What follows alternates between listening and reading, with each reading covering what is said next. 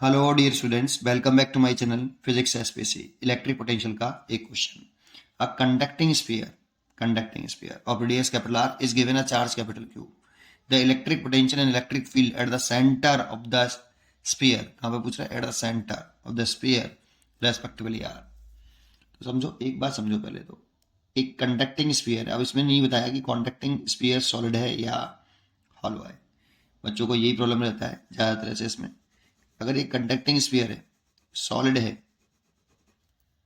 Solid conducting sphere, या फिर एक थिन हॉलो स्फीयर है, that mean thin conducting hollow sphere, या सेल भी बोल सकते हैं, स्पेरिकल सेल बोल सकते हैं, ये है लेकिन कंडक्टिंग है। या फिर thin non conducting hollow sphere है ये। अगर किसी भी कंडक्टिंग स्फीयर को, कंडक्टिंग को चार्ज देते हैं, सारा चार्ज उसके आउटर सरफेस पर डिस्ट्रीब्यूट होता है।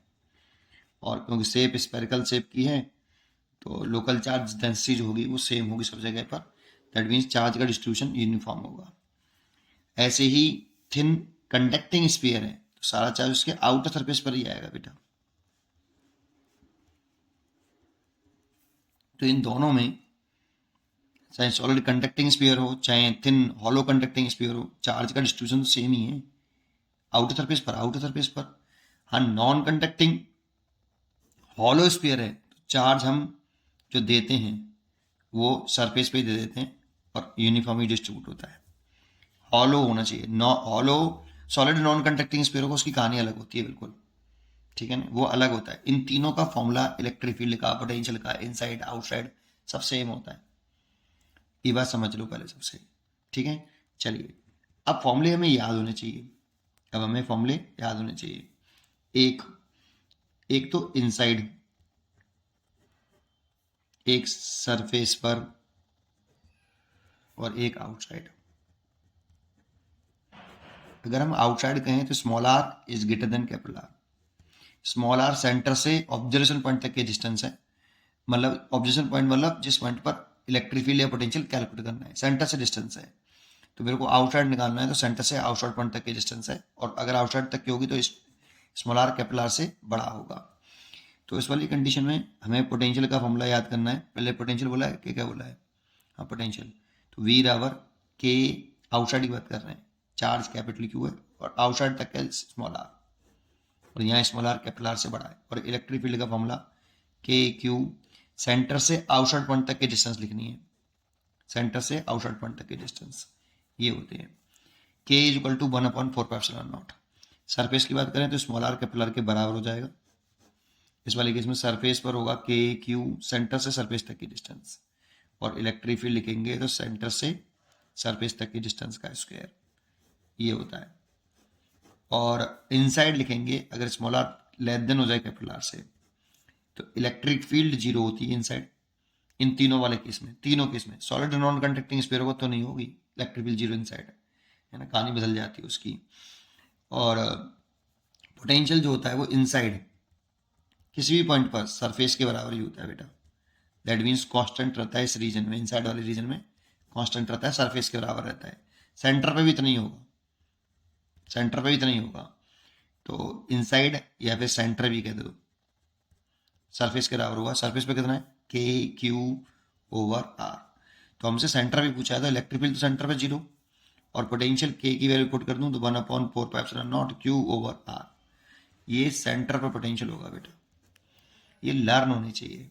इसलिए सेंटर पर पोटेंशियल होना चाहिए Q/4πε0 इंटू आर, और इलेक्ट्रिक फील्ड टेस्ट होनी चाहिए जीरो।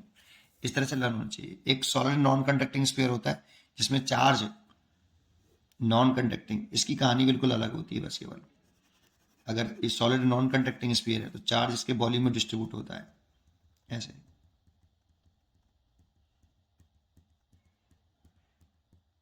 ऐसे अगर ये क्यू चार्ज है पूरा मिला के, नहीं, इसके रेडियस कैपिटल आर है, तो आउटसाइड और सरफेस में तो बराबर रहते हैं इलेक्ट्रिक फील्ड और पोटेंशियल, इनसाइड में कहानी कुछ अलग हो जाती है। अंदर इलेक्ट्रिक फील्ड जीरो नहीं होता, एक तो पहली बात।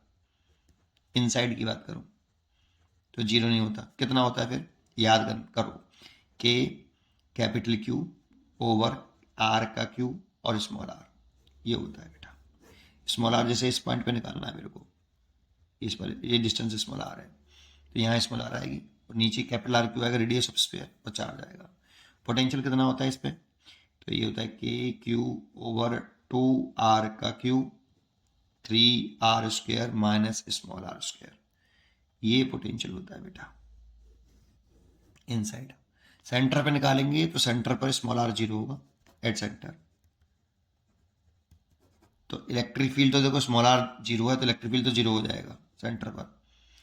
और पोटेंशियल देखेंगे तो स्मॉल आर जीरो रख दें तो आर स्क्वायर से आर स्क्वायर कटेगा, के 3k क्यू और नीचे हो जाएगा 2r, ये फॉर्मूला हुआ के इक्वल टू 1/4। लेकिन ये सॉलिड नॉन कंडक्टिंग स्फीयर के लिए, non conducting sphere, solid non conducting sphere, solid non conducting sphere, और यहाँ पे कंडक्टिंग स्फीयर की बात कर रहा है, इसके लिए इन तीनों के लिए सेम होते हैं ये, और इसके लिए अलग होता है।